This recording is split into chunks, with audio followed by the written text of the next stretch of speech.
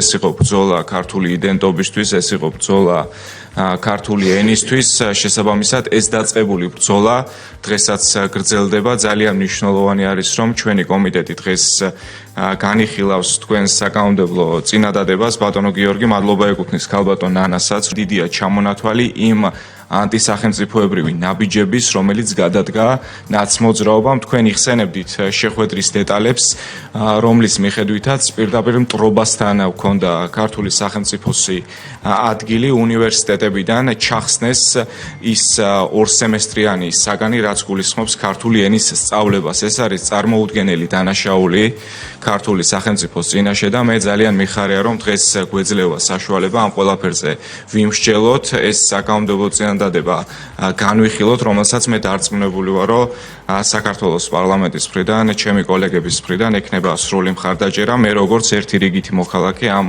საკანონმდებლო წინადადებას ვუჭერ მხარს და მიმაჩნია, რომ ქართულენოვან ფაკულტეტებზე ეს პროგრამა შემდეგ, როდესაც უკვე სამინისტროს ჩართულობით მოხდება ამის დამუშავება, მნიშვნელოვანი იქნება მისი სწავლება ყველა იმ პროგრამაზე, სადაც ეს აუცილებელი არის, რომ იყოს, რასაც ქართული საზოგადოება იცავდა, ჩვენ ვაგრძელებთ ამ ყველაფრის დაცვას და რეალურად ქმედითი ნაბიჯებით შევძლებთ, რომ ეს ჩანაწერი კანონში, რომელიც არსებობდა, დავაბრუნოთ.